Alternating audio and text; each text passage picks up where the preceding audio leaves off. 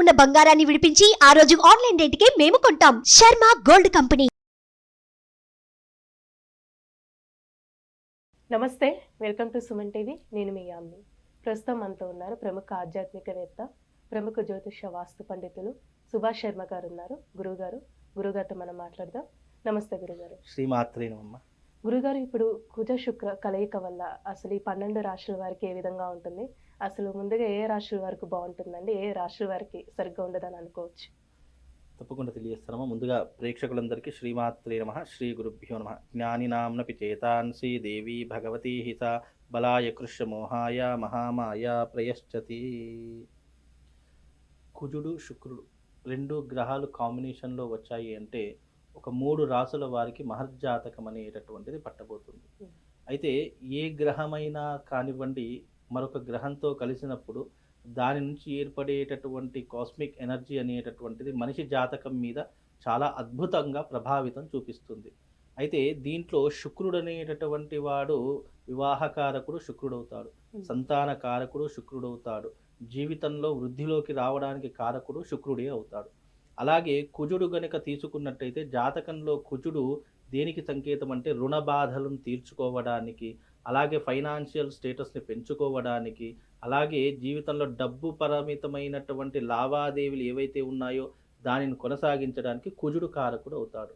అలాగే కుజుడు రోగకారకుడు రుణకారకుడు అని జాతకంలో చెప్పడం జరిగింది. అయితే ఈ రెండు కారణాలు ఈ రెండు గ్రహాల కలయిక ద్వారా జరుగుతున్నాయి కాబట్టి రాబోయేటటువంటి భవిష్యత్తు తరాలలో ఈ యొక్క 20వ తారీఖు 2వ నెల అంటే ఫిబ్రవరి 20వ తారీఖు రోజున ఈ రెండు గ్రహాల కలయిక అనేటటువంటిది జరిగింది. ఈ కలయిక ఎప్పటి వరకు ఉంటుంది? మార్చి 6వ తారీఖు వరకు ఈ రెండు గ్రహాల కలయిక ఉంటుంది.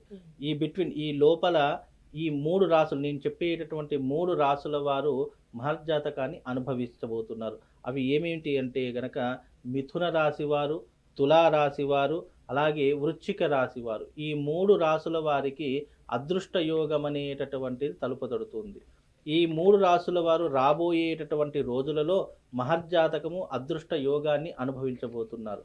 అంటే ఏ రకంగా అంటే అప్పుల బాధలు తీర్చుకోవడానికి, అలాగే ఫైనాన్షియల్ స్టేటస్ను పెంచుకోవడానికి, జీవితంలో వృద్ధిలోకి రావడానికి ఈ రోజులు అనేటటువంటి వాళ్ళకు చాలా బలోపేతంగా ఉపయోగపడేటటువంటి రోజులు.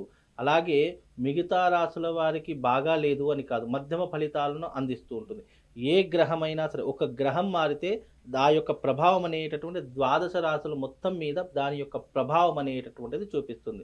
కానీ ప్రత్యేకంగా అదృష్టాన్ని కురిపించేటటువంటి స్థానాలు 5, తర్వాత 9, తర్వాత 12 ఈ రాసుల వారికి చాలా అదృష్టం కలగబోతుంది. అంటే మకర రాశిలో కుజుడు శుక్రుడు కాంబినేషన్లో అయినప్పుడు ఆ గ్రహం నుంచి కనుక లెక్క పెడితే 5వ స్థానం వచ్చేసి మిథున రాశి వారికి అవుతుంది. అలాగే 9వ స్థానం వచ్చేసి తులారాశి వారికి అవుతుంది. అలాగే 12వ స్థానం వచ్చేసి వృశ్చిక రాశి వారికి అవుతుంది. దాని క్యాలిక్యులేషన్ ప్రకారంగా చూసుకుంటే ఈ 3 రాసుల వారికి పట్టిందల్లా బంగారం అవుతుంది, అదృష్ట యోగం వరిస్తుంది. ఇన్ని రోజులు పడుతున్నటువంటి కష్టాలు ఇబ్బందులు ఏవైతే ఉన్నాయో వాటన్నిటిని కూడా తొలగించుకోవడానికి ఒక మంచి అద్భుతమైనటువంటి అవకాశము అని చెప్పుకోవచ్చు. ఇక్కడ భగవంతుడు అనేటటువంటి వాడు అవకాశాలని సృష్టిస్తాడే తప్ప దాన్ని సద్వినియోగం చేసుకోవాలా దుర్వినియోగం చేసుకోవాలా మనిషి మీద ఆధారపడి ఉంటుంది.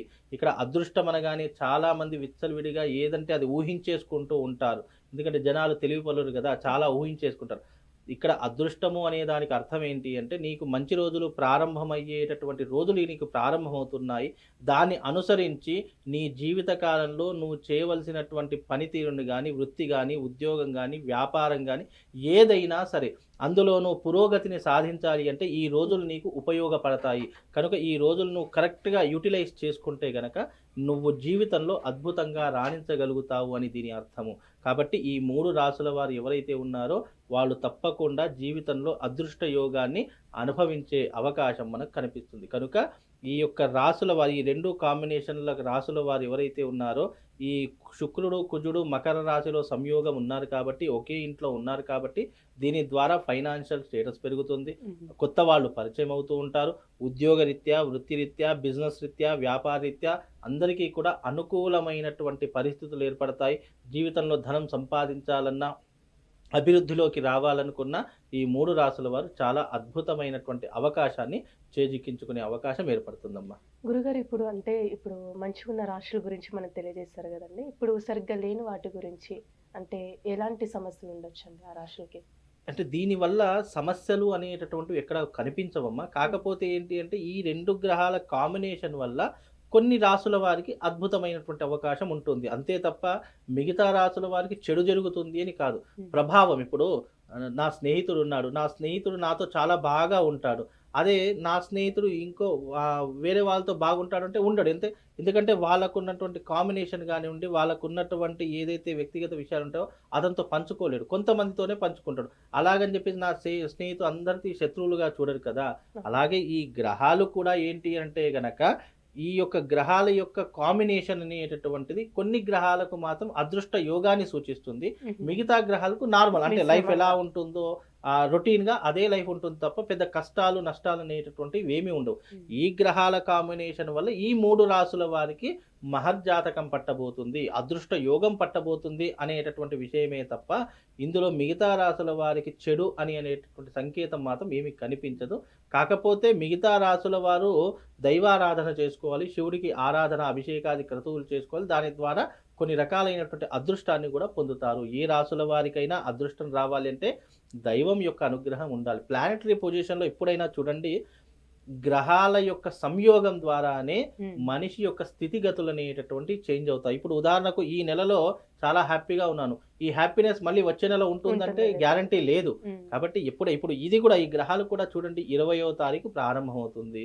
అలాగే మార్చి 6వ తారీఖున మళ్ళీ గ్రహాలు చేంజ్ అవుతున్నాయి. అంటే మళ్ళీ 6వ తారీఖు తర్వాత మళ్ళీ కాంబినేషన్ అనేది చేంజ్ అవుతూ ఉంటుంది. కనుక ఈ లోపలనే ఈ 3 రాసుల వారు ఏదైనా సాధించాలన్నా, ఏదైనా చెయ్యాలన్నా మంచి టైం కాబట్టి వీళ్ళు అదృష్ట యోగాన్ని సంపాదించుకోవాలన్నా, వీళ్ళు ధైర్యమైనటువంటి నిర్ణయం తీసుకోవాలన్నా బిట్వీన్ ఈ రోజులలో అంటే 20వ తారీఖు నుండి మార్చి 6వ తారీఖు వరకు ఏ నిర్ణయమైనా తీసుకోవచ్చు. పెట్టుబడులు పెట్టవచ్చు, లావాదేవీలు చేసుకోవచ్చు, కొత్త వ్యాపారాలు చేసుకోవచ్చు, ఏదైనా చేసుకునేటటువంటి అవకాశము వీళ్ళకి ఏర్పడుతుంది. కాబట్టి వీళ్ళు ఏదైనా చెయ్యాలన్నా, రెమెడీస్ చెయ్యాలన్నా, లేదంటే విదేశాలకు వెళ్ళాలన్నా, డబ్బుని సంపాదించాలన్నా, ఉన్న డబ్బుని ఇన్వెస్ట్మెంట్ చేయాలన్నా ఈ రోజులో చేసుకుంటే అదృష్ట యోగం అనేటటువంటిది వాళ్ళకి సొంతం అవుతుంది. గురుగారు ఈ రాశులకి ఏమైనా పరిహారం అంటూ ఉందండి?